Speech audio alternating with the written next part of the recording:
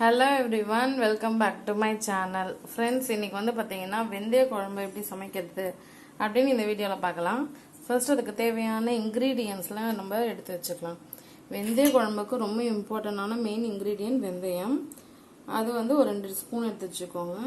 வெங்காயம் அதை நல்லா பொடியாக நறுக்கி வச்சுக்கோங்க. பூண்டு தோல் உரித்து வச்சுக்கோங்க. ஒரு முழு தக்காளி, கருவேப்பிலை, கொத்தமல்லிலாம் வந்து எடுத்து வச்சுக்கோங்க. மிளகாய் தூள், கடுகு, கல்லுப்பு. இது வந்து புளி கரைச்சல். புளியை நல்லா கரைச்சி அந்த ஃபில்டர் பண்ணி அந்த தண்ணி எடுத்து வச்சுருக்கோம். ஸோ அடுத்தது வந்து பார்த்திங்கன்னா இந்த முழுசாக ஒரு தக்காளி எடுத்து வச்சுருந்தோம் இல்லையா, அதை வந்து அந்த புளி கரைச்சலே போட்டு வச்சிடலாம்.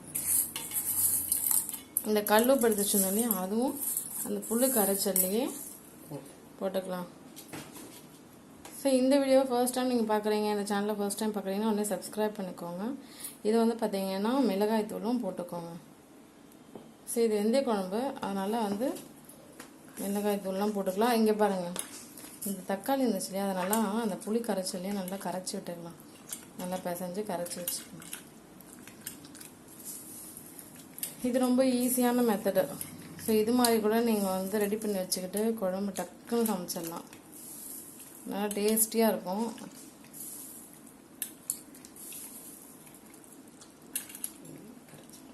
ஓகே, இதெல்லாம் போட்டு நல்லா கரைச்சி வச்சாச்சு. எக்ஸ்ட்ரா தண்ணி வேணாலும் ஊற்றிக்கலாம். இப்போ ஸ்டார்ட் பண்ணலாமா?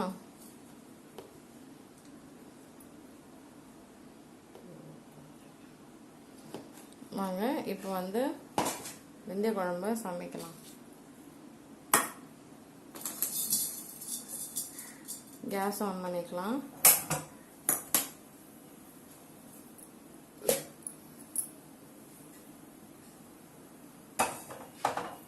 நாங்கள் எங்கள் ஊர்லலாம் போனோம் அப்படின்னு பார்த்தீங்கன்னா விறகு அடுப்பில் விறகு வச்சு அடுப்பில் இந்த மண் அடுப்புலாம் செஞ்சு வச்சுருப்பாங்க இல்லையா, அதில் தான் நாங்கள் சமைப்போம்.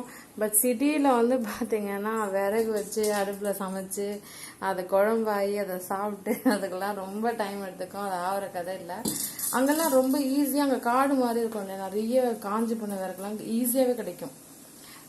அது மட்டும் இல்லாமல் நிறைய ஸ்பேஸ் இருக்கும், அங்கே நிறைய இடம் இருக்கும். அதனால நாங்கள் என்ன பண்ணலாம், மண் அடுப்புலாம் செஞ்சு வச்சுப்பாங்க, அதையே சமைப்பாங்க. இங்கே கேஸில் தான் செய்யணும். பாருங்க, அடுப்பு ஆன் பண்ணிடாச்சு. அதில் ஒரு பாத்திரத்தில் சில பேர் கடாயில் வைப்பாங்க, இப்போ நாங்கள் குண்டாவில் வைக்கிறோம். அதில் வந்து சமையல் எண்ணெய் வந்து ஊற்றிக்கிட்டோம். சரிங்களா?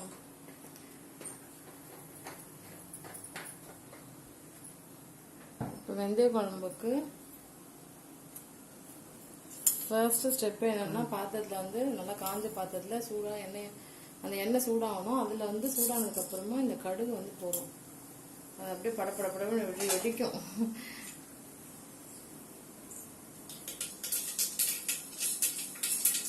எத்தனை பேர் வெந்தய குழம்புலாம் வச்சு சாப்பிட்ருக்கீங்க? உங்களுக்கு வெந்தய குழம்பு பிடிக்குமா? கமெண்ட் செக்ஷனில் கமெண்ட் பண்ணுங்கள். இப்போ பாருங்கள், இந்த கடுகு நல்லா பொரிஞ்சிட்ருக்கு. இப்போ அதுலேயே இந்த வெந்தயத்தையும் போடும். இதுவும் பயங்கரமாக வெடிக்கும். ஸோ கொஞ்சம் சேஃபாக வந்துருக்கோங்க. ரொம்ப முகத்தை கிட்ட எடுத்துகிட்டு போய் வச்சிங்கன்னா 3 நாளே அந்த ஆயில் வந்து அடிக்க வாய்ப்பு இருக்குது. கொஞ்சம் டேஸ்டியாக இருங்க. இப்போ நம்ம பூண்டு எடுத்து வச்சுருந்தோம் இல்லையா, அந்த பூண்டை வந்து அதில் போடுறோம். அந்த பூண்டு நல்லா வதங்குற எண்ணெயில் இப்போ அதுலேயே வந்து பார்த்தீங்கன்னா இந்த வெங்காயத்தையும் போடும்.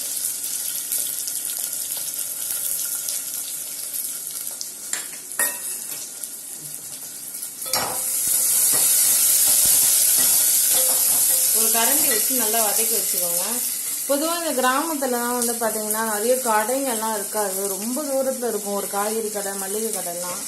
ஸோ அப்போ வந்து சில பேர் வீட்டில் காய்கறிலாம் இருக்காது, ஸ்டோர் பண்ணி வச்சுக்க மாட்டாங்க.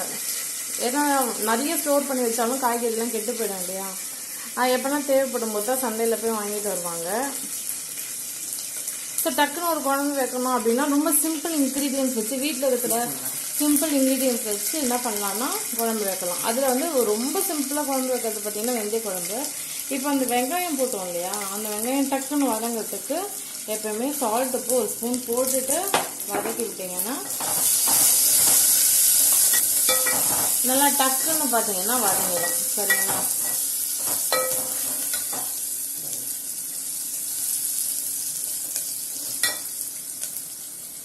எப்பவுமே வெங்காயம் வதங்கணும்னா ஒரு ஸ்பூன் வந்து சால்ட் போட்டுக்கோங்க, நல்லா வதங்கிடும். அதே மாதிரி பூண்டு கூட நசுக்கி போட்டுக்கோங்க, நல்லா டேஸ்டா இருக்கும், நல்லா மனமா இருக்கும் வைக்கிற அந்த வெந்தய குழம்பு. இது எல்லாமே வந்து இப்போ நம்ம இந்த வெந்தய குழம்புக்கு போற எல்லா இன்கிரீடியன்ட்மே பொதுவாக வீட்டில் எல்லாமே இருக்கும். ஓகேங்களா? சமையல் எண்ணெய் வச்சிருப்பாங்க, கடுகு வச்சிருப்பாங்க, வெந்தயம் வச்சிருப்பாங்க, பூண்டு, வெங்காயம், கருவேப்பிலை, மிளகாய்த்தூள், தக்காளி, கல் உப்பு, இதெல்லாமே வீட்டில் இருக்கக்கூடிய ஒரு பொருட்கள் தான். அது மட்டும் இல்லாமல் கிராமத்துலலாம் வந்து பார்த்தீங்கன்னா அவங்க எல்லா வீட்லேயுமே கருவேப்பிலை செடியெல்லாம் வச்சு வளர்ப்பாங்க. நீங்கள் கிராமத்துலலாம் போய் பாருங்கள், விசாரிச்சு பாருங்கள், ரொம்ப ஈஸியாகவே உங்களுக்கு கருவேப்பிலை கிடைக்கும். ஓகேங்களா? ஸோ அதனால் அவங்க வீட்டில் இருக்கிற பொருட்களை வச்சு டக்குன்னு ஒரு குழம்பு வந்து கூட்டி போட்டுறதுன்னு சொல்லுவாங்க, குழம்பு வந்து செஞ்சுருவாங்க, சமைச்சிருவாங்க. ஓகேங்களா? இப்போ பாருங்கள், அது நல்லாவே வதங்கிடுச்சு. அடுத்து வந்து பார்த்தீங்கன்னா அந்த கருவேப்பிலையை லைட்டாக போட்டுக்கலாம்.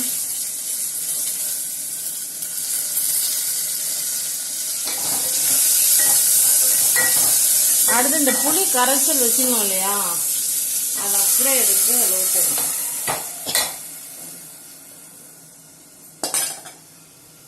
பாருங்க, அவ்வளோதான், எல்லா இன்கிரீடியன்ட்டும் போட்டாச்சு, வெந்தய குழம்பு தயாராகிடுச்சு. ஸோ இப்போ என்னன்னா இது நல்லா கொதிக்கணும், அதுதான் விஷயமே. 5லேருந்து 10 நிமிஷம் நம்ம நல்லா விட்டுட்டோம்னா நல்லா கொதிச்சு சுண்டி வர டைம்ல நீங்கள் ஆஃப் பண்ணிடணும். இது வந்து எந்த அளவுக்கு சுண்டுதோ அந்த அளவுக்கு டேஸ்ட்டாக இருக்கும். ஸோ நீங்களும் கண்டிப்பாக உங்கள் வீட்டில் இது மாதிரி வெந்தய குழம்பு சமைச்சு பாருங்கள். இந்த வீடியோ உங்களுக்கு பிடிச்சிருந்தா லைக் பண்ணுங்கள், நிறைய பேருக்கு ஷேர் பண்ணுங்கள், கமெண்ட் செக்ஷனில் கமெண்ட் பண்ணுங்கள். கமெண்ட் பண்ண எல்லாருக்குமே நான் ரிப்ளை பண்ணியிருக்கேன்.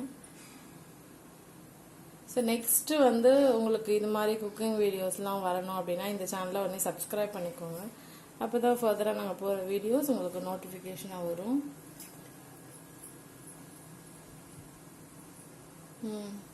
நல்லா சூப்பராக வெந்தய குழம்பு வந்து செஞ்சுருக்கோம் பாருங்கள். ஓகே,